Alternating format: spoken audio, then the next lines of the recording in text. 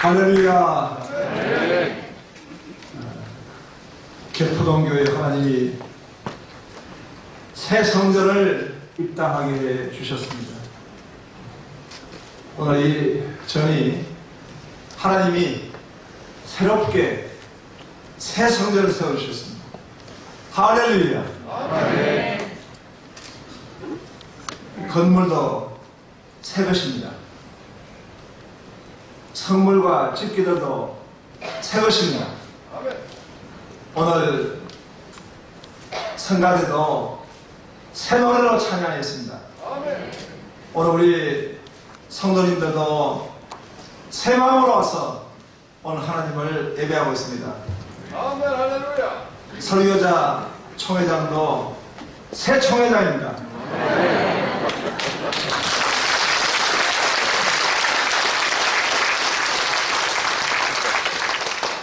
따끈따끈한 새 총회장입니다. 사실은 제가 총회장 되고 공식적인 행사 가운데 첫 예배는 개포동교회가 아니었습니다. 이미 6개월 전부터 총회장이 되시면 우리 교회 예배를 드려달라고 설교해달라고 부탁한 교회가 있었습니다. 같은 동서울로에 서초동에 있는 사랑의 교회입니다. 사랑의 교회가 개포동 교회에 밀렸습니다. 모든 것은 하나님의 주권인 줄은 믿습니다. 아멘. 저는 오늘 우리 개포동 교회 이 성전 건축 새 예배당에 관한 아무런 지식도 없었습니다. 단지 제가 평소에 존경하고 사랑하는 이fu임 목사님이 오라고 해서 왔습니다. 이fu임 목사님을 참 제가 좋아합니다. 영성과 지성과 정말 따뜻한 리더십을 가지고 있는 그런 우리 귀한 후배 목사님이십니다. 그래서 이제 총회에 그 많은 총회인들이 있는데 발언을 할 때요, 제가 다 발언을 허락한 거 아닙니다. 총회장에게 그 발언을 진행할 수 있는 특별한 권한이 있기 때문에 저는 그 권한을 활용해서 아무에게나 하지 않습니다. 그런데 우리 이fu임 목사님 다 발언을 달려 합니다. 드렸습니다. 아주 중요한 발언을 했습니다. 그 발언이 이번 총회에 중요한 결정을 하는데 한 요인이 되기도 했습니다. 제가 오늘 이 예배당에 와서 느낀 것은 아무런 제가 설명을 듣지 않았지만 저는 그런 느낌을 받았습니다. 개포동교회 과거, 현재, 미래가 이 건축물에 다 담겨져 있고 개포동교회 100년의 역사가 이 개포동교회에 담겨져 있습니다. 하나님이 부어주셨던 그 수많은 은혜가 이 개포동교회에 담겨져 있는 것입니다. 현재 하나님이 부어주신 은혜가 이 건축물에 담겨져 있다고 저는 느끼고 있습니다. 그리고 미래 개포동교회의 다음 세대, 미래를 향해 나가는 비전과 다음 세대가 이 건축물에 담겨져 있구나, 이런 느낌을 받았습니다. 그리고 또 하나 느꼈습니다. 이 지붕을 보면서 천지창조의 느낌을 받았습니다. 저는 아무런 설명도 듣지 않았고 아무런 사진 지식도 없습니다. 그냥 느꼈습니다. 천지창조의 느낌과, 그리고 모든 회중이 하나님을 찬양하면서 나가고 있고요. 그리고 하나님 말씀이 이 모든 교회의 중심이 되어서 선포되어지는 자리에 있구나. 그리고 하나님을 지금 찬양하고 있구나. 이 건축물에서 제가 느꼈습니다. 아멘. 맞다고 생각하시면 아멘 하시기 바랍니다. 아멘. 할렐루야. 이 양반들 정말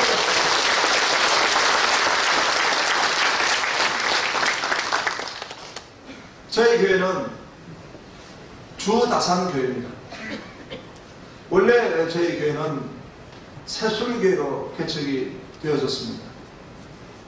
새술교회라는 이름은 사사기 9장 13절에 새술은 포도나무는 하나님과 사람을 기쁘게 하는 나의 새술이므로 내가 이를 버리고 어찌 나뭇가지를 하리요 라는 말씀이었습니다. 하나님을 기쁘시게 해드리고 사람에게 복음의 기쁨을 주자라고 하는 감동을 받고 새술교회로 이름 지었는데요. 새술을 하니까 술 취한 사람들이 너무 많아요. 물론 헌술이 변화에 새술되지만, 그리고 우리 신학 교수님들이 교회 이름 좀 바꾸라고. 술이 뭐냐? 상처가 됐습니다. 그래서 이제 저 화성 삶의 추억으로 교회를 이전하면서 차제에 하나님 주신 감동이 있어가지고 이름을 바꿨습니다. 이사야 43장 5절 말씀, 그 말씀에 의거해가지고 두려워 말라 내가 너와 함께하여 동방에서 내 후손을 모으고 서방에서 내 자손을 불러 모아주겠다는 말씀이었습니다. 동서사방에 그 하나님의 사람을 모아주시겠다 말씀, 그렇게 감동을 받고 주님이 많이 나으신다 했는데요. 한 번은 우리 교회 이름으로 인근 아파트에 전도를 했습니다. 엘리베이터에 주다산교회 이렇게 붙여두었더니요, 그 주자 밑에 누가 빨간 볼펜으로 기억을 써 붙였습니다. 죽다산교회. 정말 죽다산교회가 됐습니다. 사진의 추억 화성에 와가지고요, 천막교회로부터 시작해가지고 그 다음에 건축을 3번 했습니다. 죽다가 살았습니다. 제가 총회장이 되기까지도요, 죽다가 살았습니다. 제 부서기부터 시작해가지고 총회를 섬겼는데요, 보통 일이 아닙니다. 이번에 우리 총회를 섬길 때도 우리 교회가 그 1600 총대를 다 모시고 총회를 3박 4일 누렸는데요, 죽다가 살았습니다. 박수 고맙습니다. 죄송합니다. 그런데 이 죽다가 산 대선배님이 있습니다. 그분은 바로 요셉입니다. 요셉은 시편 105편에 보니까 그가 옥중에 갇힐 때 그 발에 착고가 메어지고 쇠 사슬에 묶였다 했습니다. 하나님이 그 죽음의 자리에 가게 하신 데는 죽게 하실 뿐만 아니라 다시 살게 하기 위해서 하나님이 인도하셨습니다. 그렇게 죽었다가 예수 그리스도의 십자가와 함께 죽었다가 부활하신 주님과 함께 다시 살게 하실 때는 하나님 뜻이 있습니다. 하나님이 그를 축복의 통로로 쓰시기 위해서 하나님 부르시고 훈련하시고 낮추시고 세워주신 줄로 믿습니다. 이 요셉은 그 연단을 받을 때 그의 연단은 단순한 연단이 아니라 하나님이 말씀으로 연단하셨다 했습니다. 그리고 하나님이 그를 세우셔서 방생을 하시고 모든 사람 앞에 높여주셨습니다. 하나님이 왜 그렇게 하셨을까? 오늘 주신 말씀같이 샘 곁에 무순한 가지가 되게 하기 위해서 하신 줄로 믿습니다. 우리가 이렇게 새 회장을 거쳐 또 우리 개포동교회 100주년을 맞이하면서 하나님이 이전에 섬기할 성도님들, 성전과 함께 섬기할 성도님들을 복 주실 때 샘 곁에 무수한 가지와 같이 섬기고 복받는 여러분 되길 주님으로 축원하며 샘 곁에 무수한 가지는 어떤 축복의 사람입니까? 나를 위한 축복이 아니라 나를 통하여 축복, 나를 통하여 축복의 사람으로, 나를 통하여 복이 흘러가도록, 나를 통하여 복이 나타나도록 하나님이 그렇게 허락하셨습니다. 그래서 연단하셨고, 그래서 하나님이 세워주신 줄로 믿습니다. 아멘. 할렐루야. 아멘. 오늘 말씀을 통해서 보니까 나를 통하여 축복이 흘러가는 축복의 통로. 요셉은요, 어떤 축복의 사람이었습니까? 바로 다시 우리 살펴보니까 샘 곁에 가지였습니다.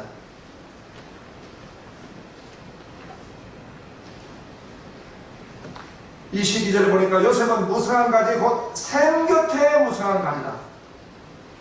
그 가지가 샘을 떠나가지고는 무성한 가지가 될 수도 없고 열매를 맺을 수가 없습니다.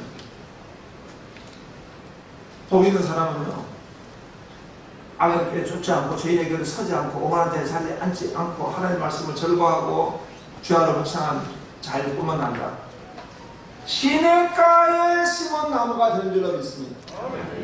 은혜의 샘 가운데 그런 것입니다. 하나님 중심으로 하나님으로부터 은혜를 받아야 합니다. 은혜 가운데 그 가지가 무성하게 되는 것이고 그 은혜의 샘을 놓쳐서는 되지 않습니다. 은혜 가운데 강해야 될 줄을 믿습니다. 디모데후서 2장 1절을 보니까 그리스도의 예수의 좋은 군사는 은혜 가운데 가라 말씀하셨습니다. 우리 주님은 말씀이 육신되어 우리 가운데 가시는데 독생자의 자의 영광이시고 은혜와 진리가 충만하신 분입니다. 그 은혜의 은혜이신 주님이십니다. 주님 우리에게 은혜 부어주시기 원하십니다. 요한복음 1장에 나오는 은혜 위에 은혜라, 너무 그 말씀이 좋습니다. 은혜 위에 은혜라 그 말씀을 자세히 살펴보니까요, 그것은 은혜의 리필입니다. 은혜가 부어지고 그 은혜가 또 부어지고 그 은혜로 말미암아 이 가지가 무수한 가지가 될 줄로 믿습니다. 우리 개포동 교회가 이번 성전을 건축할 때 하나님이 은혜를 부어주시고 또 은혜를 부어주시고 은혜의 리필을 부어주시고 은혜의 역사가 일어난 줄로 믿으시기 바랍니다. 아멘. 모든 것이 은혜였습니다. 제가 잠깐 간증 말씀 들었습니다. 이 지금 지하를 파야 되는데 팠더니 헐기 나와가지고 또 당연히 다 마음을 모아서 결정하고 지하 4층까지 파기로 그렇게 하셨답니다. 그런데 막상 파보니까 이게 웬일입니까? 밑에 돌이 가득해서 반석 위에 세워진 교회가 될 뻔했습니다. 될 수밖에 없었습니다. 그런데 우리 담임 목사님 그런 간증을 했습니다. 만일 처음에 조사할 때부터 돌이 나왔으면 어떻게 지하 4층까지 팔 수 있었겠냐. 하나님이 때로는 가려주시고 때로는 하나님이 알지 못하게 해주시고 그러면서 하나님은 합력하여 선을 입으신 하나님이신 줄 알겠습니다. 아멘. 교회가 그냥 절대 세워질 수가 없습니다. 하나님의 은혜입니다. 하나님이 하셨습니다. 하나님이 간섭하셨습니다. 아멘. 하나님이 나타나셨습니다. 아멘. 하나님이 모든 성도님들 마음속에 그 기쁘셨던 대로 손을 두고 행하신 줄로 믿습니다. 아멘. 은혜로 신학에서 은혜로 나가게 된 것입니다. 아멘. 그렇기 때문에 나를 통하여 축복이 된 사람은 바로 이 은혜의 샘에 가진 것입니다. 나를 통하여 축복은 활을 쏘는 자의 축복입니다. 오늘 49장 23절에 보니까 활 쏘는 자가 그를 학대하여 적개심을 가지고 그를 쏘았으나 요셉의 활은 도리어 거세며 그의 팔은 힘이 있으니 이는 야곱 전능자의 이스라엘 반소인 목자의 손을 힘이 멉니다. 요셉이 나가는 길에 얼마나 많은 저거의 화살이 있습니까? 모든 것이 혈과의 싸움이 아니고 보이지 않는 권세의 싸움입니다. 어둠의 세력은 가로막고 있습니다. 방해하고 해방하고 있습니다. 성전 건축, 예배당 건축은 그냥 시공과 건축의 토목적이고 건축학적인 그런 건축물이 아닙니다. 영적 전쟁입니다. 하나님은 하나님의 일을 계획하시고 하나님의 일을 이루어 나가시는데 해방합니다. 사람의 마음을 갈라지게 만듭니다. 시험 들게 만듭니다. 여러 가지 장애가 있습니다. 코로나가 있었습니다.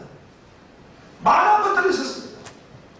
그러나 나를 통하여 축복으로 계획하시고 이끄신 하나님은 도리어의 복을 주신 줄로 믿습니다. 아멘. 하나님이 승리하게 주신 줄로 믿습니다. 아멘. 어려운 7번 넘어질지라도 다시 일어날 줄로 믿습니다. 아멘. 저는요, 저희 교회 건축을 하면서 이런 믿음을 가졌습니다. BJR 믿음이요. BJR 믿음은 베테랑 믿음. 누가 그 믿음을 가졌습니까? 이삭입니다. 이삭. 아브라함이 창세기 22장에 재단에 이삭을 뉘었는데요. 아브라함이 아버지가 칼 들었지 않습니까? 그때 이삭이 가졌던 믿음은 BJR 건축을 하니까요. 하나님이 개입하시지 않고는 안 됩니다. 이번에 저희 총회가 개최가 되어지는데 제가 총회장으로 이렇게 선출되어지기 때문에 하나님이 우리에게 주신 특별한 사명이고 축복입니다. 우리 교회에서 이제 총회를 개최하고 섬겨야 되지 않습니까? 본당이 이제 1600석, 1층이 1600석이 됩니다. 근데 저희 교회에 큰 문제가 있습니다. 주차장입니다.